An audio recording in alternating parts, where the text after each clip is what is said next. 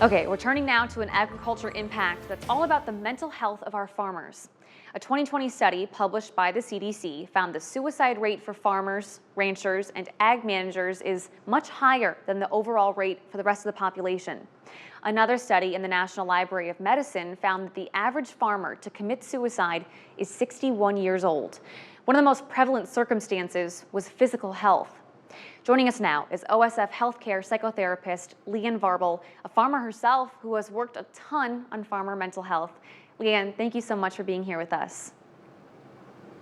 Thank you for having me.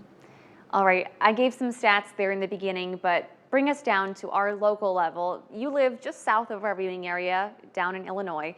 What are you seeing among this population?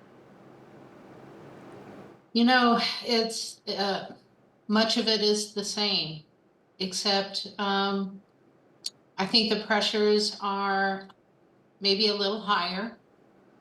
It's still financial pressure, right? Um, the land, it's a little more land, it's a little more financial pressure, a little more is expected. Um, from a little less, a little more for a little less, right? But um, the same type of work ethic is still well and alive there, which is both good and bad. Because in that rural living, it's still highly valued is that self-sufficiency and that endurance, like work until you drop, right? Work until you drop. There is so much identity tied up in that agricultural lifestyle. I And appreciated what you had written earlier about for a lot of guys, it's, well, my father did it this way and my grandfather did it this way. I'm yes, assuming that's what you see a lot of. yes, yes, and that's what they do. And so, it's ingrained in them to do that. And so you put that alongside of, um, you know, I, the acceptability of, well, I can't do this. And if I can't do this, I probably need to take myself out of it. So what can we do about this? What are some tips that you've got both for farmers but also for the community around them and their loved ones? Right. So we have come a long way. So there are things that we can do. One of the things that I've done recently also is I've become a mental health first aid trainer.